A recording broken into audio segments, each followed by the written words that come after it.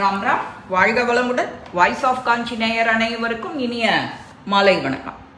ஸ்ரீ விஷ்ணு சகஸ்ரநாமம் 36 இன்னைக்கு பார்க்கலாம். ஸ்கந்த ஸ்கந்ததரோ துர்யோ வரதோ வாயுவாகனஹ வாசுதேவோ ப்ரஹத்பாணோராதிதேவ புரந்தரஹ அசோகஸ்தாரணஸ்தார சூர शौरिर्जनेश्वरः अनुकूलशदावर्द पद्मी पद्मनिवेक्षणः पद्मनाभोऽरविन्दाक्ष पद्मगर्भशरीरभृद महर्दिरुद्धो वृद्धात्मा महाक्षो गरुडध्वजः अतुलशरभो भीमसमयज्ञो हविर्हविः सर्वलक्षणलक्षण्यो लक्ष्मीवान् समिदिञ्जियः विक्षरोगिदो मार्गो हेतुर्दामोदरः सगः महीधरो महाभागो वेगवानमिदाशनः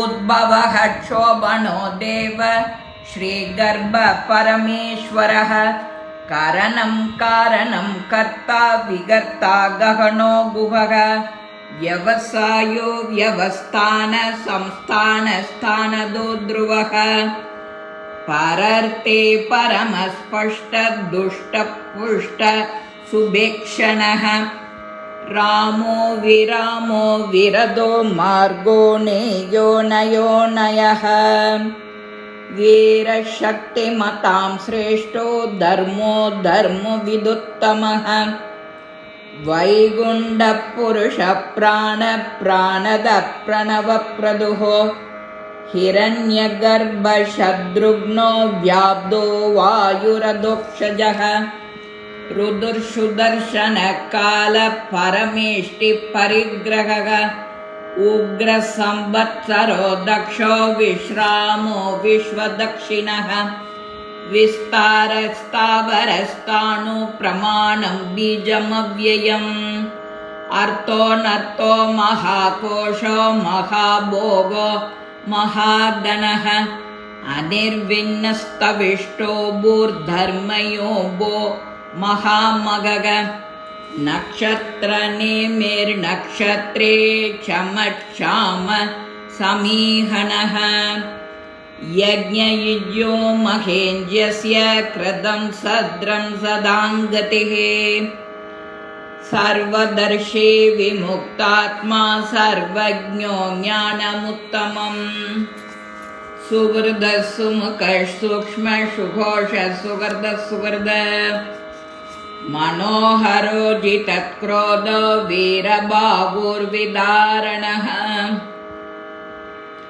स्वाबन स्वशो व्यापी नैकात्मा नैककर्मकृत वत्सरो वत्सलो वत्सी रत्नगर्भो धनेश्वरः धर्मगुप्धर्मगृद्धर्मी सदसक्षरमक्षरम् अविज्ञाता सहस्रांशो विदादा कृतलक्षणः कबस्तिनेमि सद्वस्त सिंहो भूतमहेश्वरः आदिदेवो महादेवो देवेशो देवभृद्गुरुः उत्तरो गोबधिर्गोता ज्ञानगम्य पुरातनः शरीरबोधवृद्भोक्ता कबीन्द्रो भूरिदक्षिणः सोमभो बृहद्सोम पुरुजित्पुरुषोत्तमः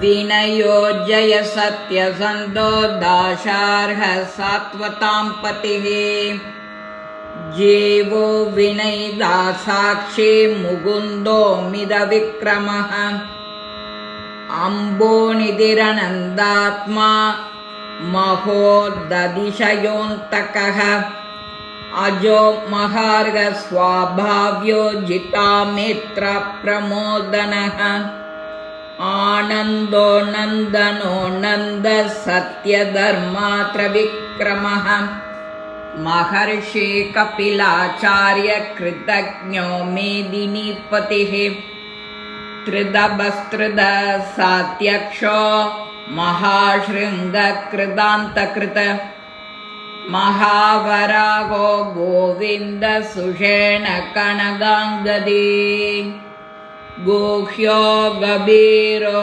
गहनो गुप्तचक्रगदाधरः वेदास्वाङ्गोजितकृष्णो दृढसङ्घर्षणोच्युतः वरुणो वारुणो वृक्षा पुष्कराक्षो महामनाः भगवान् भगवान् नन्दी वनमाली हलायुधः आदित्यो ज्योतिरादित्य सहिष्णुर्गदिसद्दमः सुधन्वा कण्डपर्शोर्धारुणो द्रविणप्रदः दिवि स्पृक् सर्वदृक्व्यासो वाचस्पतिरयो निजः त्रिसामः सामगः साम निर्वाणं भेषजं विशक सन्न्यासकृश्चमशान्तो निष्ठा சாந்திப்பராயணம். 62 ஸ்லோகம் முடிச்சிருக்கேன். இந்த ஸ்லோகங்கள் உங்க எல்லாருக்கும் பிடிச்சிருக்கும். லைக் பண்ணுங்க, ஷேர் பண்ணுங்க, பெல் பட்டனை கிளிக் பண்ணுங்க, சப்ஸ்கிரைப் பண்ணுங்க, கமெண்ட்ஸ் பாக்ஸ்ல கமெண்ட்ஸ் போடுங்க. ஸ்ரீ மகாபெரிவா திருவடிகளே சரணம். நல்லதே நடக்கும். ஆனந்தமா இருப்போம் நண்பர்களே. வாழ்க வளமுடன்.